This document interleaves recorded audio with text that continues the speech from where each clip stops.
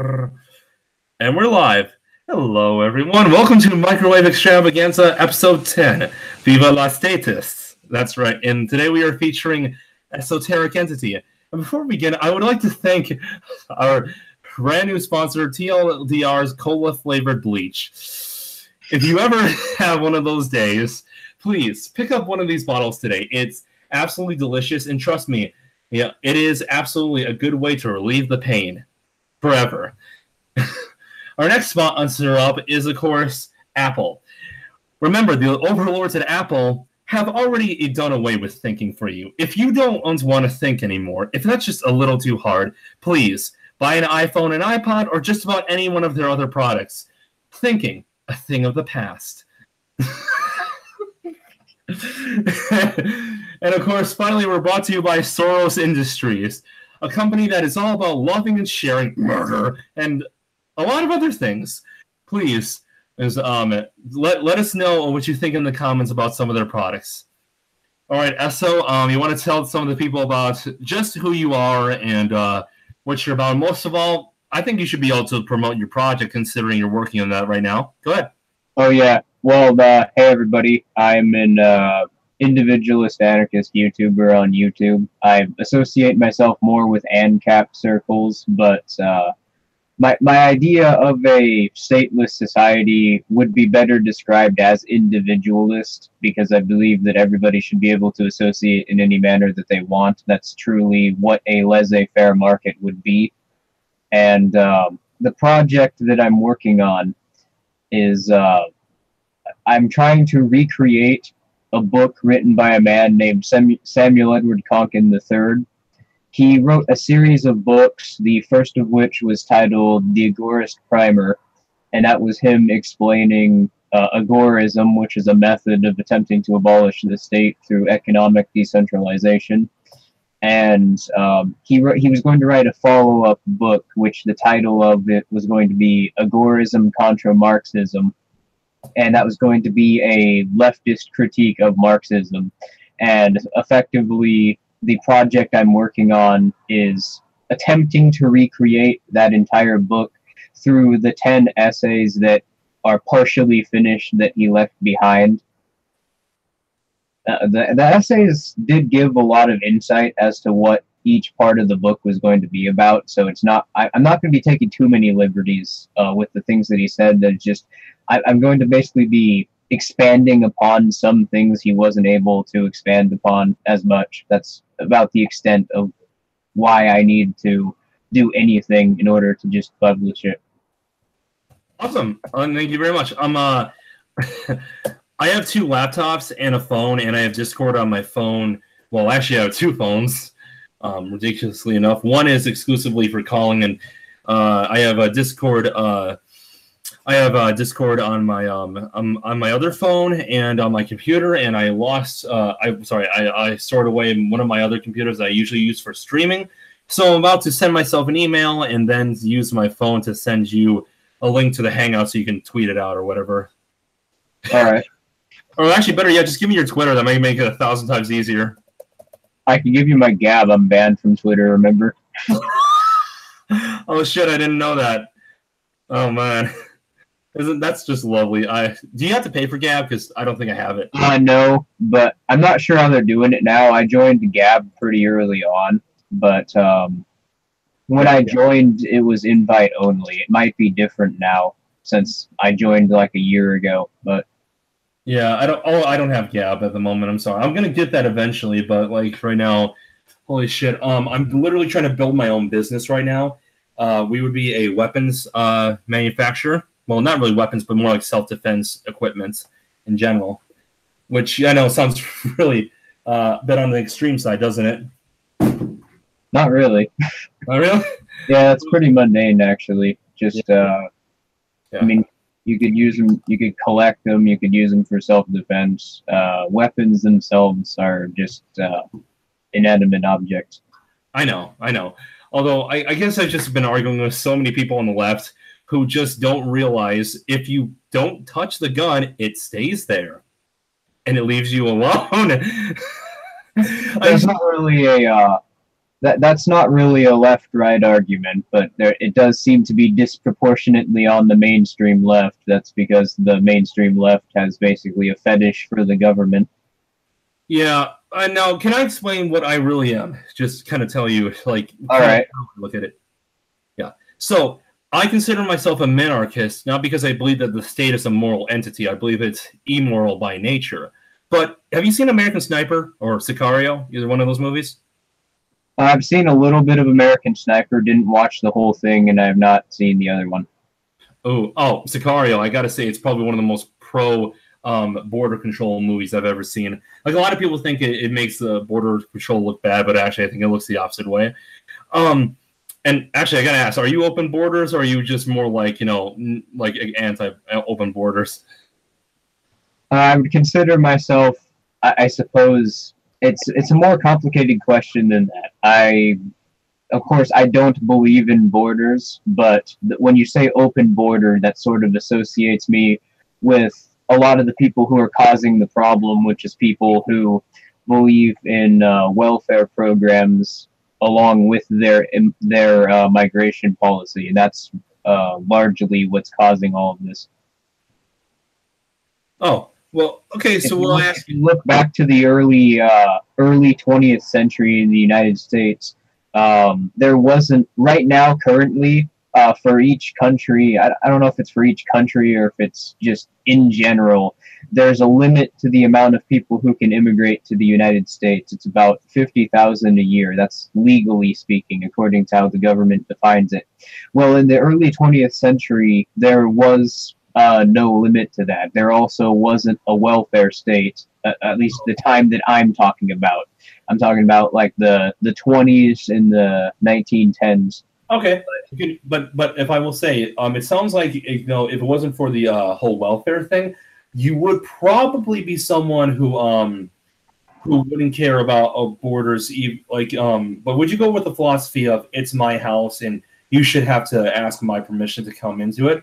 If it wasn't for the welfare policies directly benefiting migrants at the expense of everybody else, and political policies which are designed to essentially put these people in a position of state privilege, then I would really just say, okay, do whatever you want as long as you're not doing it on my property. Oh, on your specific individual property, not like on the not in the place that we call the United States. As in cross my property line to my house, and if you're not welcome there, we'll have some problems. Yeah, specifically you, I'm guessing, right? And anyone else who doesn't want them on their property. But as I was about trying to explain, millions of people would come annually.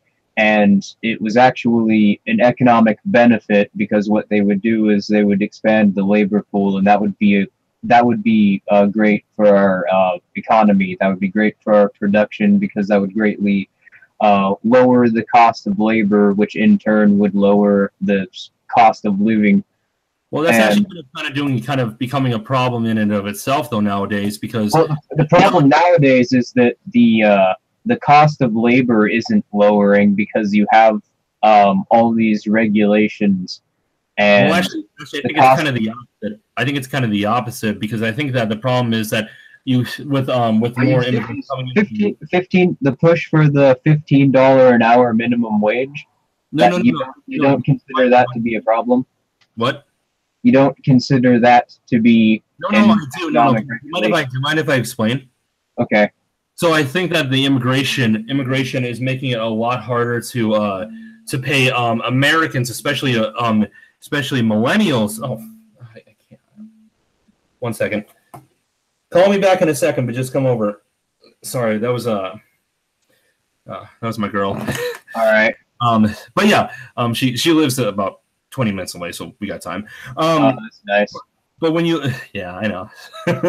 Well, I like her, but I'm not a soy boy that goes like, oh my god, I need to kiss the floor you walk on. Oh, I just came. No. But here's the thing. When you think about it, I think that people born in the United States, considering we still do have a government, so for at least now, until you're anarchists dream comes along, we are still going to have to function in the form of, this is the U.S., now Mexico. Mexicans are coming over, and yes, they legitimately are taking away jobs that would at least be good entry-level jobs for a lot of Americans that they need to get experience. And therefore, a lot of companies that would pay for higher quality are going to pay for cheaper prices, despite the fact that, that it acts. Yeah, I get that. The problem with that argument is it predicates the idea that if we've realized that the problem with immigration is political programs which are designed to privilege them in the courts and in criminal justice, and these welfare programs which give them economic benefits at everyone else's expense. If we've recognized that, and you say that I'm against borders, how come you reason that I'm for that, but I'm against borders? And that, I've heard that argument a lot. Well, while we have a state, while we have a state, and while it's not a stateless society, we have to have borders, because if we don't have that, then we would have all these other problems. Well, no, we have these other problems because of things that I'm also against. Well, part of the other problem is that it's also about other countries that do also have governments that haven't gotten rid of them, that might subvert us. Even if we were to go ANCAP, let's be honest. Like, here's the thing. Here's an argument that I think that I will have to make in general to you. I've argued with Arne Histel. Have you ever heard of him? He's another anarchist. Maybe I have, but I haven't heard his name by that pronunciation before. Yeah, he's out of Romania. I probably pronounced it wrong. All right. But he by the way, he doesn't even believe in the non-aggression principle. Well, I think he does. He believes in, like, what he calls the law. Have you heard of that? The law. Kind of the idea, like what he said is the first part of the law is that whoever gains access to a resource first is the immediate owner, and stuff like that. That's a concept that I'm unfamiliar with. It doesn't sound like anything I've heard before. It's all right, and well, he I look at one of my previous streams he was on. So here's an argument I would always like to make. Like, you see, I've heard people make this argument that if we did get rid of the government, like, crime would not increase because like they oftentimes say, people wouldn't just forget morality like that. My response is, I kind of go with the Jungian kind of way of looking at it. A lot of people say, oh, I'm good because I don't hurt people. And my response is, are you sure? Are you sure you're just not scared? Because I think we should start with that first. And have you heard of something called neuroplasticity? It's that's the ability to change the way you think and behave. Yeah. Well, no, it's a more accurate description would be it's a neurological phenomena that occurs within human psychology, that your personality will change depending on your environment, and yes. This exists. This has been observable throughout human history as societies drastically change from one point to another. And I think the best example of this would be you're familiar with the Jamestown colony, right? Like the original economic model of the Jamestown colony. Wasn't it like the first? Command-based. It was a command-based economy based on the model of what Europe was practicing at the time, which was mercantilism. Which was kind of like a cross. Wasn't that a cross between, like, capitalism but run by the state? So essentially fascism. It was the belief that production can only occur from the state, and from that, it generally led to people wanting to create feudalistic models of how the state should be run. Yeah. But the point is that when you had this command-based economy, the society based on this command model, you had rampant crime, and you had just this community which was killing itself. You had it was just awful. But then they changed things by I'm sure you're familiar. They made it basically a market-based system, close to liberalism, but it was still essentially the only rule was that what they had initially was sort of a gift-based system where there was a community pool of resources that would be created, and everyone put into the community pool, and people took as much as they wanted. The rule that they changed was that you couldn't, if you didn't work anymore, then you wouldn't be able to take out of the, you wouldn't be able to take any resources, and there was no more community pool. Yeah, that was what they changed. So it wouldn't necessarily be considered a free market system. They just got rid of the parasitic elements of that society. So in other words, it was like the first communist society. And instantly, people crime dropped. Society began to prosper a little better. So that's and what we have historical examples of stateless societies, and from these stateless, I really don't believe that.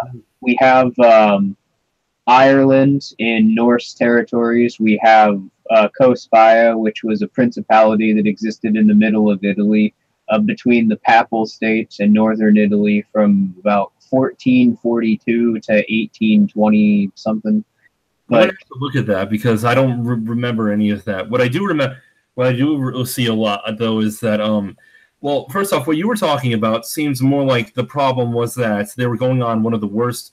Come on, let's be honest. That was probably the most primitive form of communism we've ever seen in Jamestown. And as we know, anything close to a socialistic sharing kind of society de-incentivizes work. And therefore, I think the poverty and the lack of feeling like the problem is that the problem is that without an active form of commerce in the communist system, there aren't any supply and demand curves, and because there aren't any supply and demand curves, you can't properly distribute commodities because you aren't able to you aren't able to know how much people need and where, and that's the reason why all socialist models or all state-controlled models of production ultimately run on rationing. It doesn't matter if it's a socially democratic state or even a U.S. state. That's inevitably what will happen. Is you will have to end up rationing resources because without the supply and demand curves, it's not possible to properly allocate your resources. Well, that's somewhat true, but it's also because there's like if you produce but you don't see a direct correlation to reward for your production, you probably won't work, will you? Yeah, well, that's another problem with that model. I'm just saying, like, even if you were to get rid of the incentive problem, you wouldn't be able to get over that fact. Even the Soviet Union, for example, they had very complex mathematical formulas to attempt to properly distribute their resources. I mean, they tried, but they couldn't get around the fact that without supply and demand curves, it just wasn't. Yeah. Oh yeah, I know. I get it. I get it. You know, you have to be able to measure out, like, you know, the difference between how much people are consuming versus how much you can produce, right? Exactly. And without those curves, you don't know that. Yeah. But anyway, I'm sorry. I really got sidetracked. What I was trying to say when I was trying to say my minarchist belief was simple. I believe that the state is an immoral kind of a creature. But at the beginning, do you remember the beginning of American Sniper? When he's on the roof? Yeah, where they're in Fallujah? I might be mixing up my movies here, but didn't that begin in Libya? No. It was in Iraq. The movies took place in Fallujah. All right. Yeah. Yeah, I'm mixing up my movies. All right. I know what you're talking about now. I think I was thinking about some movie on Benghazi that I'd seen. Oh yeah, 13 Hours. Yeah. The first time Michael Bay put in a little bit of effort in a long time. God damn it! Why is that the first time he put an effort into a movie? But yeah, but the beginning, as you can clearly see, you obviously, spoilers for anyone who doesn't know, he was actually Chris was on top of the roof. He saw a woman who was clearly carrying some kind of weapon. They said it was a grenade, but it looks honestly kind of like a mortar. Whatever. I know what you're talking about. It wasn't it. there was a woman wearing a hijab, and there were some soldiers walking down the street, and she was like, she gave it to her kid. she was talking to some kid, and then the kid started running because he was obviously wearing a bomb belt.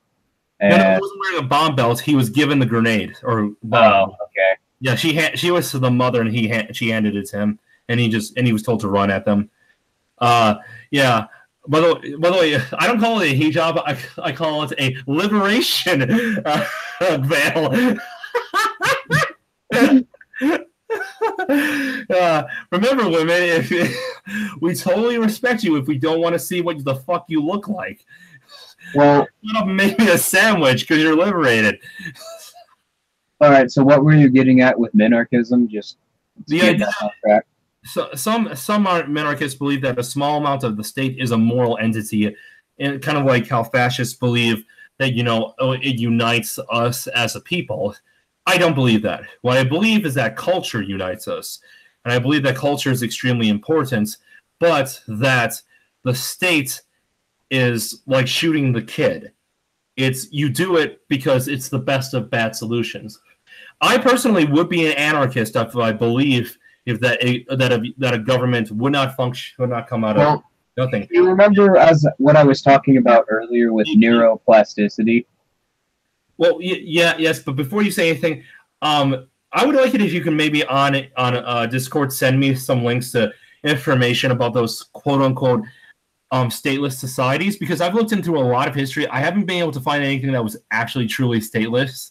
Kind of like how all of human history before 5,500 years ago was stateless, and what's interesting about that is there's evidence of mass organization as far back as 100,000 years ago. Maritime trade routes, for example, we have documented proof that maritime trade routes, which that means mass trade between continents, existed as far back as 100,000 years ago. While the modern states first formed in ancient Mesopotamia in 3,500 BC. So I think that's rather fascinating. But to get back to what I was pointing at, and yeah, I'll send you links on that after the stream. But I mentioned neuroplasticity because what we've learned from stateless societies, we have been able to observe, and we have documentation about, is that once the state's gone, communities become closer with one another. They form sort of a kinship with one another, as if they're not necessarily that they're all family, but it's sort of like everybody has mutual respect, not by necessity, but it's just everybody. It's kind of like a small town. I'm having a hard time describing it, but that's essentially how it is. Everybody knows one another within a close area, and everybody is very closely associating with one another because it's in their interest to do so. But that's what all of them are like, and it's not like they're all small communities. I mean, some of them, there are tens, hundreds of thousands of people living there, so it's not just because they're far apart. It's not just because they're close together, so they form sort of like small communities. No, it's because without a state, they work more closely together with others because they understand that they are responsible for securing their own rights, which is really all that it has to be. And that moves me into my biggest complaint with minarchism. There really is not a difference ethically between minarchism and the worst brand of totalitarianism, because the state, by its mere existence, has to violate your rights, and it has to infringe upon your liberties. So I don't see it as a moral. I don't see it as a moral issue. I see it as a practicality issue. And the state, yeah, I get it, but the state at any time. I mean, I know it's more complicated than that with the systems that they've set up. You'd have to get a lot of politicians to agree, but if all the politicians decided to make the United States Constitution virtually identical to the Constitution of North Korea, there would be absolutely nothing stopping them, because they're the state and they ultimately have the power to do whatever. Yeah, but they're not a monolith. You can think that the Constitution shouldn't be changed. The fact of the matter is that's nothing more than a legal philosophy. The reality of it is that politicians absolutely can change the Constitution anytime that they want, and that terrifies me, and as it should to everybody. Yeah. Well, so to a certain degree, but the government itself is not a monolith. That would be ridiculous to look at it like that. And a monolith is much easier to control. No, I get that, but what I'm saying is that that could happen. Say, and you know how, as somebody who's skeptical of authority, and you're skeptical of authority, and you've explained, like, just in our conversations casually, you've hinted at you don't like Hillary Clinton very much, and you don't like these big government shills. Well, I don't like them at all. It's not beyond the realms of possibility when you have a monopoly on arbitration, which is all the government is, that you could get a bunch of lying psychopaths together one day to say, you know what, we are going to create some sort of Orwellian dystopia, and there's nothing that people can do about it. It's not like your voting actually changes anything. Have you seen what actually gets passed versus what people vote for? Voting is statistically irrelevant, not just in the U.S., but in every government. Well, there's also the idea that democracy is the god that failed. You know, Hans Hermann Hoppe in his old book. I'm not a Hoppian. I have my own criticisms of his ideas. I'm not that either. I do think that, though, it's good to. I don't think I have to believe in any one person's philosophy. I think I can take little bits and pieces that I agree with from everyone.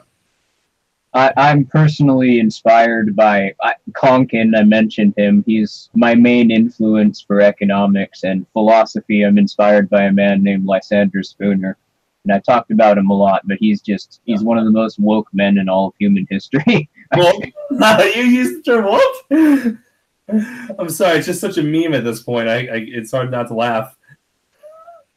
You should read No Treason, the Constitution of No Authority. It's like not even 100-page long book, and he just absolutely destroys the concept of political authority, let alone the government. Does he basically say that the Constitution is kind of like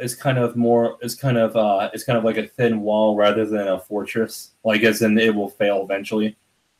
No, he scientifically demonstrates that it's not possible for the government to legitimately have political authority, and he demonstrates the absurdity of a government attempting to have dominion over the people that it supposedly claims to represent. Yeah, it's really an amazing book. I do want to say this. There is some. I have been looking into some more esoteric, and no, that's not a hint to your name. I have been looking into some more esoteric meanings behind a lot of symbolism in our capital. And I started thinking how righteous were our founding fathers in reality, because if you look at some of like for instance, there's a statue of George Washington with one hand pointing above and the other below, as above, so below, which is an alchemist principle. And if you know anything about alchemy, almost all alchemists completely denounce the church. Now, I'm not saying that the church has always been good. At one point, the church was a state unto itself, above kings even, which I don't think is a good thing. Pope Benedict IV, I think, was... I don't know much about the history of the papacy, so I'm not even sure if that's even a real pope, but yeah. Okay. The pope at the beginning, in the beginning of the 13th century, the pope in the beginning of the 13th century, whoever that was basically the point which started the Enlightenment. Yeah, but I mean, I haven't been completely in support of like everything the church does, because as a Catholic myself, I see the church as a communion of flawed human beings worshiping something better than ourselves. But you got to admit, there's a lot of things in Christianity that have been designed to keep people from destroying each other. And it has been shown in plenty of scientific studies that the idea of the nuclear family wasn't just a crackpot idea invented by a bunch of world-controlling churchgoers. Well, there are a lot of aspects of the Bible which also are critical of government and political authority, which a lot of Christians or pretend Christians are real statists. But if they actually read the book of Samuel, particularly in the beginning of chapter 8, it's very has a very borderline anarchist appeal to it. Yeah, give unto God what belongs to God. I know this is different parts, but give unto God what belongs to God, give unto Caesar what belongs to Caesar. Very much separation from the state itself. Yeah, that's I think that's the most well-known one. Yeah. But overall, the point I'm trying to make is I have been kind of suspicious of our founding fathers to a certain degree, because, like I said, a lot of them believe in a very Luciferian philosophy of teaching people to become their own gods. There's a lot of alchemist and esoteric meaning behind a lot of symbolism. I know in God We Trust was originally put on the money, particularly to say to say go fuck yourself to the communists during during the Red Scare. But I've always been incredibly skeptical of them, but I've been learning about Hamilton, and I've also been learning about the more obscure liberal philosophers, and it turns out there's a lot of these liberal philosophers that essentially they precede Smith and Rousseau and Locke, and it's just the more famous liberal philosophers are essentially just controlled opposition. And you can look at the Revolutionary War. The thing you have to look at when it comes to all political history that everybody forgets about is funding. Political events don't just happen. Every single one of them, there's been funding behind it. And all the ones within the last few hundred years, you can connect back to the Rothschild dynasty. That's not necessarily the American Revolution, but there were. I'm not talking about the Jews. I'm talking about central banks and banking elites. And the Rothschild dynasty was behind the overthrowing of the Tsar in Russia, which of course led to the Soviet Union. Well, hold on. Well, okay, first off, the Jew part was a joke. It was a joke. Okay. But although it is true that 50% of the communists were actually Jews themselves, and the Rothschilds are primarily Jewish ethnically. Well, that's not relevant. My point, and if we really want to get back to communism, Marx himself was a Rothschild stooge. In fact, that was pretty famously pointed out by Mikhail Bakunin, who was an anarcho-communist. And that pretty much, and because he called out Rothbard, fucking Marx as a Rothschild stooge, he wrote like a very public piece about it. He got kicked out of First International, but I mean, this is well known if you actually know anything about the history of First International. Wait. He was a Rothschild. Oh yeah. Why? If you actually, he had very close ties to the Rothschild banking dynasty, and that becomes even more sinister when you read the Communist Manifesto and see that the fifth plank of the Communist Manifesto is to have a central bank in the communist government, despite the fact that the communist society doesn't even have money. They have a central bank. Oh, the irony, right? Well, it's very obvious. Like, you read that at first and you just think, well, that doesn't make any sense because this is supposed to be a classless, moneyless society, and yet they're proposing a central bank. Then you learn that Marx has ties to the Rothschilds, and you're like, oh, that makes more sense now. So he was pretty much, I think, promoting a system of slavery to the Rothschilds under the guise of liberation.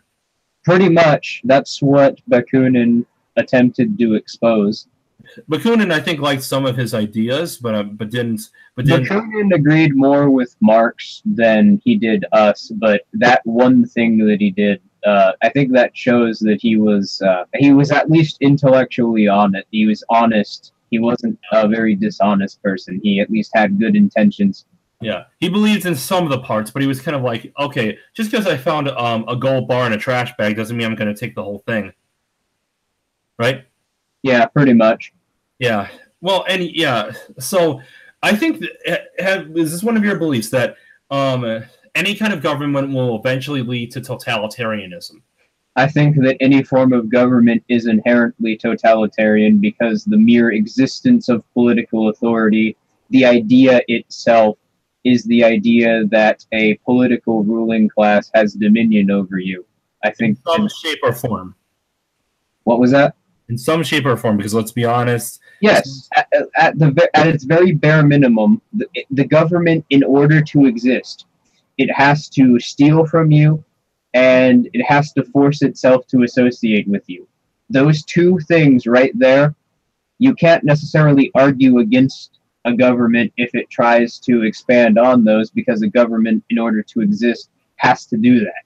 If they want to force themselves into your life, well, you can attempt to utilize the utter failure of a system, which just demonstrably doesn't work, to basically beg the politicians not to get involved in your life. But you don't really have an argument against it if you accept state authority.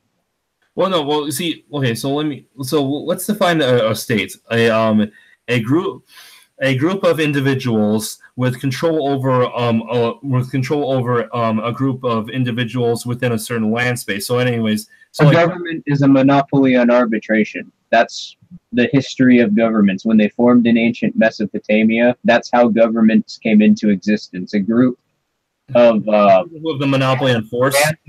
Bands of tribes got together, and they violently forced all arbitration out of the market, and they declared themselves to be the only ones who could be arbitration for anyone's problems in society. Arbitration, because I'm not even sure arbitration, like courts. Like if somebody has a problem, the form in which they dispute their problem and try and reach a resolution. A state is nothing more than a monopoly on that service. Okay, but what about when people violate other people's human rights, but there's not enough clear evidence to prove whether or not someone did or not just by looking at them? You don't need a state to get evidence. That's what you don't need to. Some people may not recognize it. Some people may not recognize it, and when you violate someone's rights, there has to be an inherent punishment. If it was all based on private entities, that would kind of almost be civil disputes. And what if that person flees? What if that person flees and you're trying to and you wanted to determine what degree of punishment to get to that person? So you would have to have someone be able to. Have you heard? Okay. What's up? I thought you said listen to me, and I said okay. Oh, okay. Well, I just want to finish. So, sorry, I wasn't yelling. Actually, I said something else, but I'm not trying to yell. But you would have to have someone and be able to say it doesn't matter what you think. Party B, you violated the rights of Party A. Therefore, even if you and Party A haven't come into an agreement, you are going to get hurt for your transgressions. Yeah, and I was going to ask, have you heard of? Because there are a lot of people who attempt to explain this, and Filthy Heretic, are you familiar with him? He made a video on this recently. I'm familiar with Filthy Frank, but unfortunately not Heretic. Yeah, you should look up his channel. He made a video called Anarcho-Capitalism and the Courts Problem, but essentially, and that's basically an explanation for anyone who's curious. Yeah. About how justice in a stateless society would work, but basically, I pointed that out because I'm probably going to do a terrible job explaining it. So it's always easier to link to someone else. We can demonstrate, of course, you would agree, we can demonstrate that things are inherently unethical because we can demonstrate that logic is objective. And if logic is objective, then necessarily there are actions which you can demonstrate to be justified and you can't explain. And the ones that you can't explain and you can't demonstrate, those are the ones which are inherently unjustified, such as stealing from somebody else or murdering them. You can't justify that because the other person is a free operating agent with self-ownership, and in order to do that, you have to declare that you have dominion over them because they have dominion over their lives and their property. Well, that's one example, but that's more of an example of how you can demonstrate something to be objectively right or wrong in a arbitration service. But so do you have the stream on yours? What was that? I can hear feedback from your side. Yeah, your mic wasn't sounding too good either. So let me. All right, is that better? Yeah. Oh, that's better. Okay. So, first off, let me ask you something about what do you think of? Hold on a moment. What was that? Oh, sorry. What do you think of my philosophy when it comes to minarchism? Because and more specifically, the term statist, I think, has kind of become a meaningless term because, in my opinion, it kind of assumes motive in the idea that you like that the person you call a statist must like the state, kind of like how you would say someone who's a globalist likes the idea of a global one world government, rather than maybe saying that like, you know, they have states beliefs, they believe in a system you find immoral, but they have nuance as to why. Well, I don't think it assumes motive. It's more the term statist is just a description of somebody who believes in state authority, and that's not an inaccurate explanation of description of somebody who believes false things. But you have to admit the way things sound will affect the way they are perceived. It's kind of like saying you call someone a rapist, but let's say that maybe the term was originally invented to describe someone who has seen rape in the past. But I know that's not a completely accurate term, but you know, but even if it was technically considered that, rapist would still come off, especially in the tone of an argument and the ways you would color someone and their reputation, as saying they enjoy the rape. Statist almost seems like someone who would enjoy the state, not just simply, you know, believe that it needs to exist. For me, I use it in both terms to describe something which assumes the legitimacy of state authority, and I also use it basically not necessarily as a derogatory term, but if I'm arguing with somebody and they propose something which just doesn't make any sense, I say, wow, what a remarkably statist assumption. Okay, I can see that. So, by the way, originally, I think the reason why we even had this debate in the first place was because, you know, I made that video called Ancapistan, a nation. Yeah, and I just couldn't get around to responding to that because there are a bunch of different things coming up, and a lot of the arguments you were making in that video were things that I'd already responded to before, and I'd watched like the first 2 minutes of it without actually watching the video. And I was just like, yeah, this doesn't really seem like something that would be worth my time to respond to. Well, did you hear my whole spiel about Niccolo Machiavelli and talking about the lack of protection that you could actually have with private military being? Yeah, and I suppose that's a problem if you're not an agorist. And this is why I love Konkin so much, because Konkin basically. He explained that through decentralization of the economy, and he pointed out that if you were to completely decentralize the system and innovate the possibility that it could be centralized out of existence, then you wouldn't even have to worry about the idea of a tyrant coming around and attempting to create another state, because it would be impossible at that point. All right. Well, hey, that's essentially what's happened with cryptocurrency. Essentially, eventually the U.S. dollar is going to collapse. Fiat 100% the gold standard historically has a 100% failure rate, and the only thing propping up the U.S. dollar right now The military? is NATO forcing companies to trade with it in oil through an agreement. I forgot what it's right now. Yeah. But hey, what if we went back to the gold standard? I think that would work. The gold standard is a temporary solution to the problem of fiat, but the problem with fiat is that in a fiat economy, you need to constantly create credit expansions, which is a big part of the reason why fiat is so unsustainable.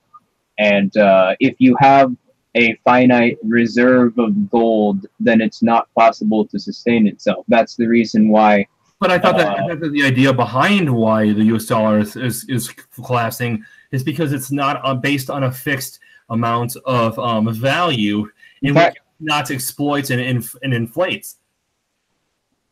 Well, the problem is that it's literally just printed out of thin air. The treasury. That's what I mean. It's infinitum how much you can print, but there's no value behind any of it.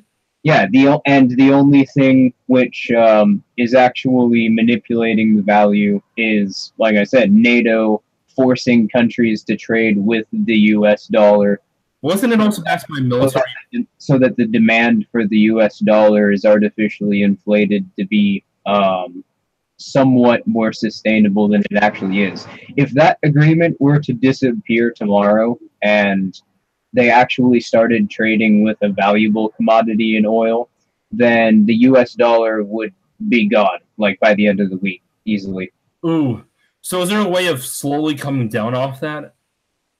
Well, that's what I was mentioning, is that the Bitcoin and the counter economy that exists. I think that once the market eventually does collapse, this is a way that the economy will be decentralized at some point. I think when the market collapses, which this is the most likely scenario in which cryptocurrencies will be stabilized, people will begin to see that cryptocurrencies are holding their value relative to the U.S. dollar and therefore look like a more sustainable asset. And I think more people will put their money in cryptocurrencies while the value of the dollar is declining.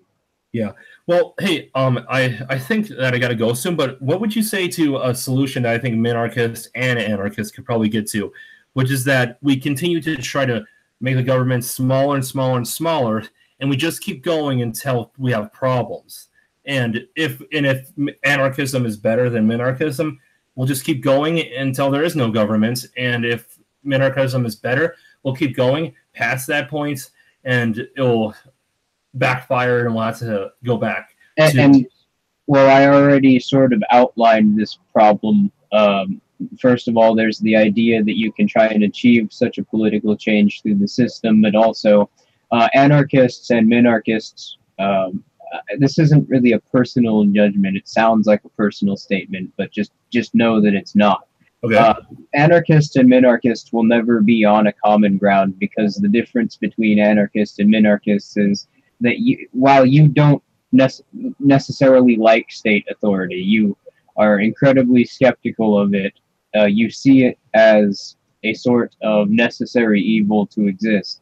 Yeah. And while anarchists, they don't see it as a necessary evil. In fact, they reject the concept that something can be both evil and necessary.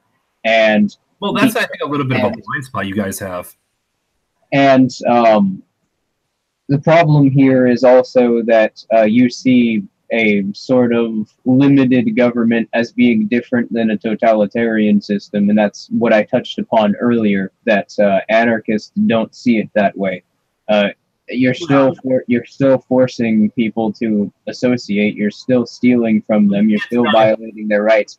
Even if somehow, hypothetically, we were to keep a government at its most limited form it could possibly exist at, then you would still have that problem, that ethical problem. But on an economic front as well, the government exists to perpetuate itself. As the populations expand and as the government's the government necessarily needs to be spending more as the population expands and as more people are using more commodities.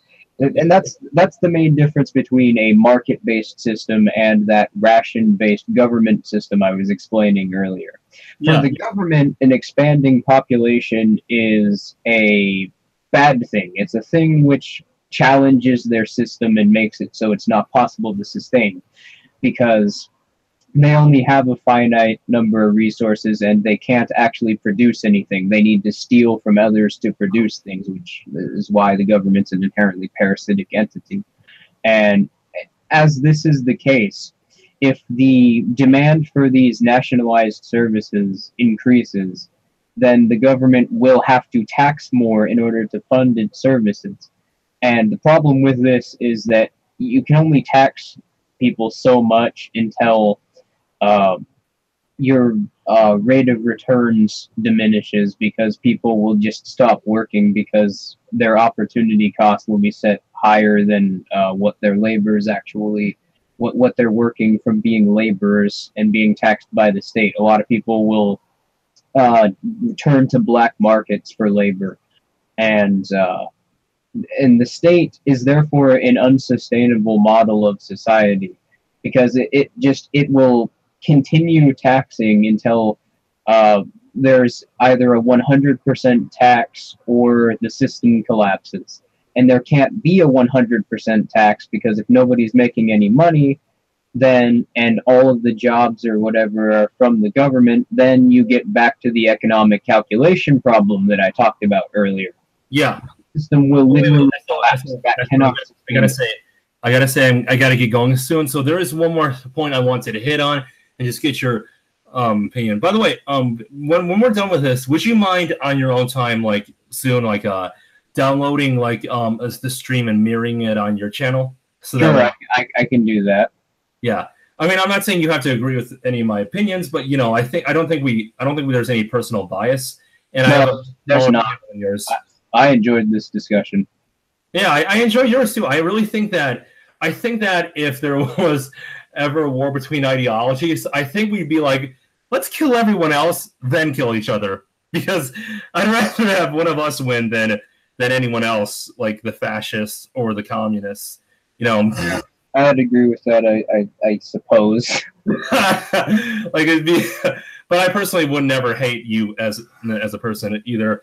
Do you agree with me that most people don't actually understand what fascism is? Because I think a lot of people, we're talking about minarchism versus ANCAPistan, but let's be honest, I think most of the general populace doesn't even understand what real capitalism is, what communism was, and what fascism is. Because I can attest to that, because you don't know how many times people have come to me and told me that I'm a fascist and that I believe in suppressing labor movements. It's just like, what the fuck? Well, the thing is, let's just define it right now, because this is what Marshall Ironside has told me. This is what's like, Fascist Kid has told me. This is what a bunch of actual fascists who I've talked to have told me, that it's corporatism. It's the marriage between corporations and the states. It's a command economy. It's a type of command economy, but with a much more nationalistic view. And there is some separation, at least in theory, and probably not in practice, but in theory, but between the states and corporations. But corporations still work as a cooperative with the state, right? Well, the problem with making that distinction is that in a corporatist society, the corporations have the exact same problem that the state does, because the state subsidizes them and imposes regulations to establish these corporations as having a monopoly on the market. And this is especially prominent in fascist governments. And essentially at that point, they're not even private entities anymore. They're just de facto arms of the government. Yeah, they're basically it's like if Blackwater, which is now Academy, were to just basically say, hey, we will only work for you now.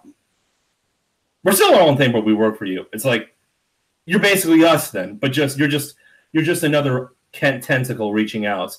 All right, so I think we should end it on that. And I am before I go, I'd like to say to everyone, I will start to make a few videos about the esoteric meanings behind a lot of the symbolism in the founding fathers and a lot of what they've created.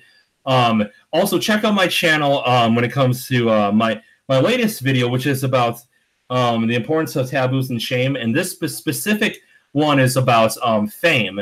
The one after that will be about abortion. And yeah, because I truly believe that, you know, not everything needs to be regulated by the state. I personally hate a lot of things about the states. And so I think a lot of things should still be stigmatized. Like, for instance, I think non-monogamous sex should be stigmatized. I think pornography should be stigmatized. I think there's a lot of things you can have be shamed without it being illegal. You know what I mean? Yeah, I get that. I mean, social cohesion, that's something that a lot of people forget about. Yeah, you don't need everything to be illegal to also be looked at as bad. You know, you should still have some stigmas. Well, something that's illegal is that's the government saying that they're the only ones. Your head and say you can't do it, right? Sorry, they're going to point a gun to your head and say you can't do it. That's what illegal means. The government's the only one that's allowed to do it. That's all something being illegal means. That's so true. It's okay if we do it, but not if you do it. Anyway, also, when you download the video and re-upload it, make sure to leave my channel in the description. Okay. All right, sounds good. Yeah, and if you ever want to me to mirror something that you think is important to get out, let me know. All right, that sounds good because that happens a little bit. Yeah. Have a good one, Esso. All right, see ya. Bye.